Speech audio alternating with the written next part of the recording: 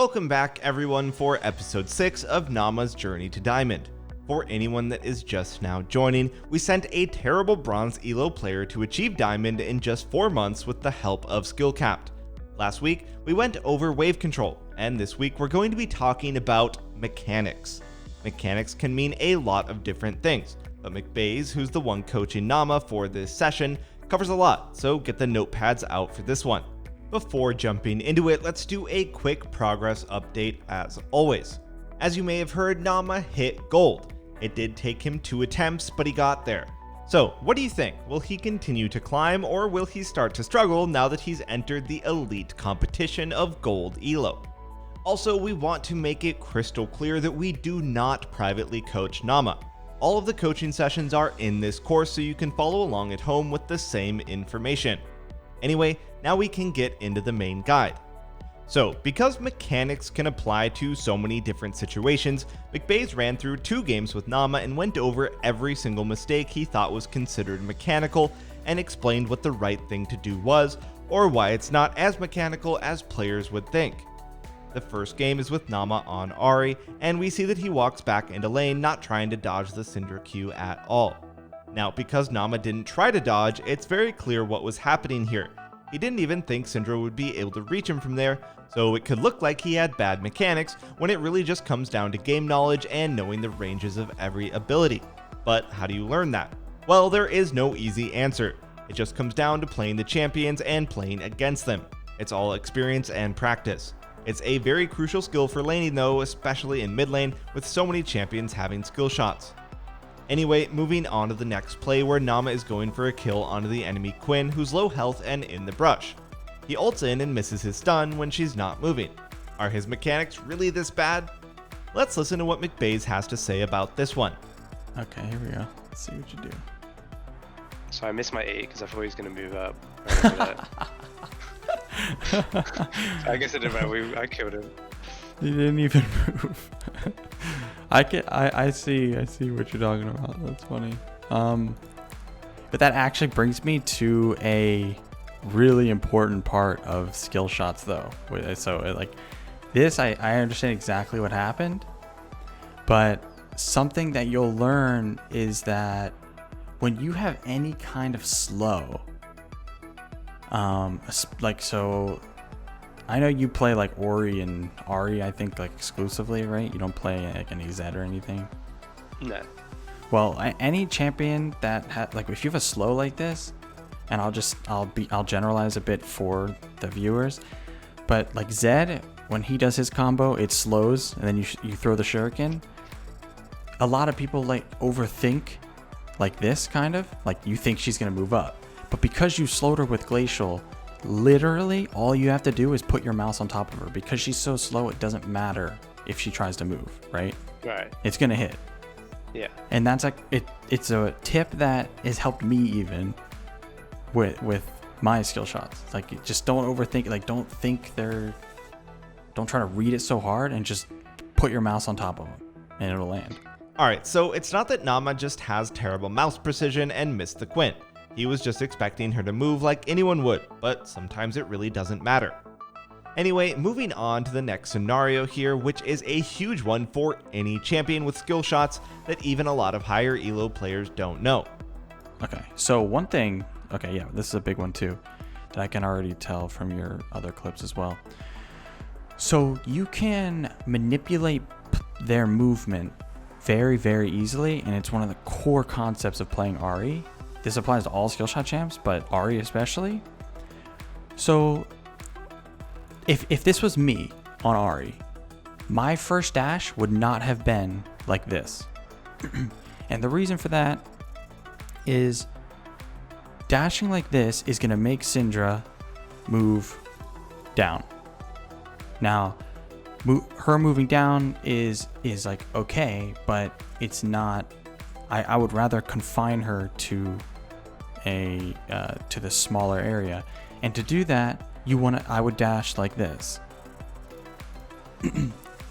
First thing I would do is dash this way, like my mouse is showing, like this, to here. Because if you dash one way or just walk one way, it's just naturally like human reaction to go the other way. So she wouldn't have dodged down and she would have went up. Another reason why that's good is because you doing this, dashing to the side, the way I'm saying, you doing it and knowing the concept now, that can easily, like, that's going to let you land it easier because you know you're manipulating her movement next time. Does that make sense? Yeah. Instead of it just being like kind of random here what she does. Like you dash in like straight at her like this, it could be kind of random where she goes. You can go in any direction. Right? Yeah. But if you dash to the side, 100% she goes to the other way. And then you just land a free charm. So even with that play turning out just fine with Nama getting the kill, the concept is still incredibly important and will get him and you guys way more kills in other scenarios. Moving on again to here, where Mcbaze talks about another very, very important concept when it comes to getting better mechanically. You see how, just like watch how many times you click in, starting from like right here. Watch how many times you click while moving up. Like two times, maybe 2 or 3 times, like walking forward into a dangerous position. The more you click, and the closer to your character, they kind of go hand in hand, the more like control you have. So basically the way I play, if I'm not in that dangerous of a scenario and I'm just like walking around, I'm not going to be like spam clicking, carpal tunnel spam clicking. But yeah, when I'm in an intense lane, like against a Syndra, or when I start getting into the fight like this, walking forward, then I'm clicking a lot and like near my character, very, very close, because that's then I can move it like just a little bit, you know, the distance to move a different angle is very small. Yeah. So yeah, like you walking forward like this and clicking like once or twice, that's part of the reason why you just randomly walk. Oh yeah. Alright, in this next example, we're going to let the clip play and we want to see if you can spot the mechanical error in this fight.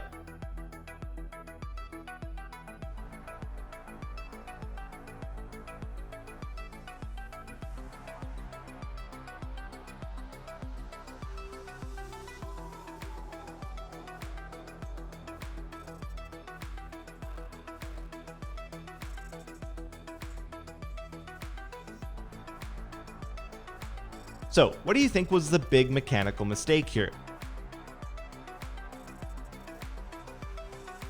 Let's listen to what Mcbaze had to say about it. This right here is very important, and like low elo players, they have this problem where they're not thinking ahead enough, and it's kind of just like autopilot and then playing to like just like reactionary to what the enemy team does instead of just thinking about what they're gonna do. So right here, enemy team's chasing you down, right? They're coming in looking for a fight, and Warwick's running in. First thing you should be thinking is, okay, Warwick might ult someone, and your charm will cancel that. So like when he turns like this, you should be immediately ready to instantly cancel his ult if he tries to ult the Lee Sin, and he ults him, and like you're still like running away. It's taking you a really long time to turn and throw this charm. He got half of his ult off when he should get like none of it, right? So Yeah. I would assume you weren't thinking about this. No, definitely not. Yeah, and it just comes down to situational like awareness. What's actually happening right now? Enemy team's looking for a fight. What's their engage? Leona and Warwick. So yeah, it's just looking ahead, I guess, or thinking ahead. Okay, so that's like a little mechanical error here. Is your charm came up, your charm was about to come up. It was like 0.1 seconds, and since it wasn't actually up yet, you just threw your Q instead, and then you use charm. That's just pointless because your charm amplifies your damage from your other abilities. It's not like a high damage ability in itself. Yeah. So it should literally never be used in this way. It should always be used to follow up with your Q and W. Oh no. Oh no. I'm pretty sure I survived actually. What is it? Only in this elo can you dash into No, I refuse to believe that you dashed into 5 people, literally, and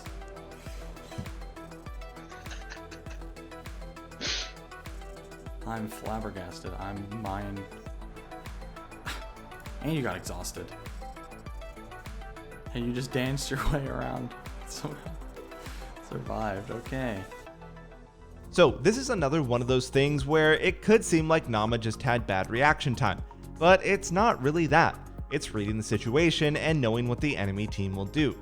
Alright, so we got some great concepts from this Ahri game, but let's move on now to the Ori game where we have even more stuff to break down. Just 2 minutes in, Mcbaze sees that Nama misses his QW combo on the Kayle, and that little play was enough for him to know something was wrong, so let's listen in once again. Okay. What happened here is, do you not have indicators on? Range indicators? I don't think so. Yeah, you need to turn those suckers on for certain champs, for sure. Like I mean, does it work with quick cast? Yeah. You do quick cast with indicators, so when you're holding down the button, it shows the range, and then when you release, it uses it. Okay. Instead of just using it when you just press it. Yeah. But it's really important for Ori because watch what happens here. I'm gonna slow it down for you. So like this could look like it's mechanical, but it is mechanical. But so like watch when you press Q, which is right there. You used it. You see how your mouse is moving away now? So you use Q already, and now your character is walking into range to use it. So the problem with that is, by the time you get into range, she's in a different spot, and you see it, and then it misses. Wait, let me make sure I've been recording this. God bless. So yeah, on certain champs like Ori, you need to have that Q indicator because you want to be standing in range to move it so it moves instantly. So this concept with the ranged indicators can be important on certain champions, mainly ones with abilities that work this way. So think Victor E or Xerath W. You want to be in range already when you go to use it, and not buffer it like this where they will already be in a different spot. Anyway, just a little bit after this, Nama got some nice trades onto the Kayle, and is crashing a big wave onto the tower. His jungler is here as well to dive, and that's perfect. This should surely be free. Let's see what happens.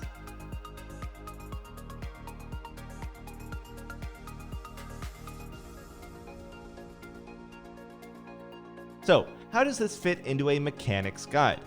Well, there are different kinds of mechanics. This one is just tower mechanics. The problem here was Nama started damaging the Kayle too early. The tower won't start hitting him until one of them damages the Kayle, so they can take their time, get really close to Kayle, then both of them damage her at the same time to quickly kill her. But because Nama went so early, he had to back off too early and still died to the tower. But you should see a reoccurring theme with a lot of these concepts. They aren't mechanical as most people would think, and more come down to game knowledge, and that's why we always say game knowledge will carry you incredibly far. You don't really need good mechanics. Alright, moving on to the next concept here when Nama and Kayle are both level 6, and we're going to let Mcbaze take over from here. Sometimes you just have to watch someone better play, or you just like have to learn it from someone teaching you or a guide or whatever. Sometimes it's the only way to get some of the knowledge. Right here, so your combo here you needed to wait just like 0.3 seconds more, and then go in QW first. Your W did come up, so you could have done it. So you do QW first, which slows her, right? And then as she's walking out, slowly walking out of your ball range, you ult her back in. Right, okay, that makes sense. And then your Q is back up to hit her with. So it gives you 2 rotations of hitting her with Q, your most important ability, right? Yeah.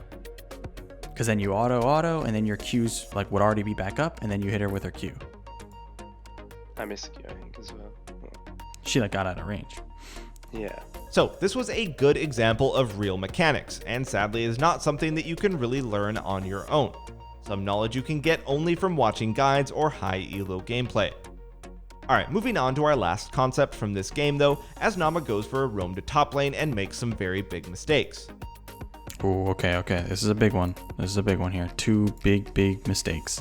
First mistake is you throw your E on top of Maokai, but that doesn't do anything. Like, Maokai is 1, really tanky, 2, he's like full health. Your shield doesn't do anything for him. Your E Right. is very important for ball movement. So like, let's say, yeah, you use E on Maokai, right? And then you use QW on him. So like, what if he flashes right now? Flashes your ult. How can you move your ball to get to him, right? Yeah. You can't. You'd have to like physically go walk over there and pick it up to get it. So like, yeah, your E isn't just a shield. It's very important for actually moving it. So you don't want to just waste your shield for no reason.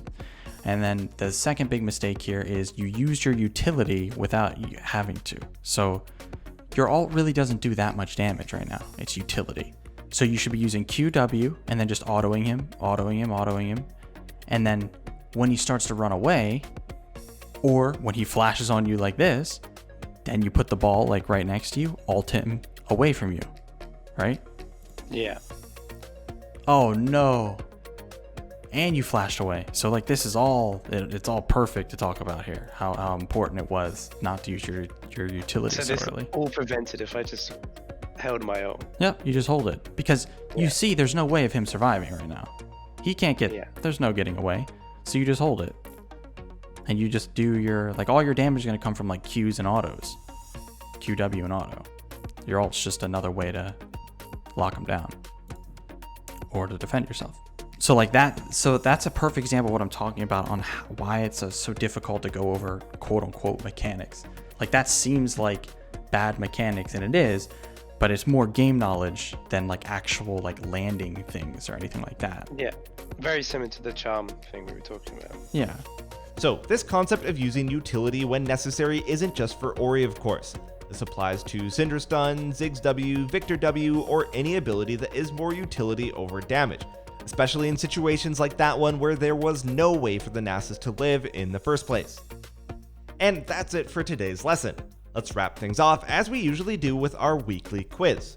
Question number 1. If there is a random skirmish occurring in the river, what wave strategy would you be looking to utilize? The answer is a fast push. You want to crash the wave so it bounces back to your side and join the fight as quickly as possible. Question number 2. Which of these two locations is the correct one for an autopilot ward if you know the enemy jungler is on the top side of the map? If you did your homework and watched our warding guide, this one should have been easy. The answer is the one outside of the brush. It covers more gank paths, especially if the enemy is a jungler who can hop over walls. Anyway, that's going to wrap up this guide. We hope you all enjoyed, and we'll see you next week for the next part of this series. Thanks for watching.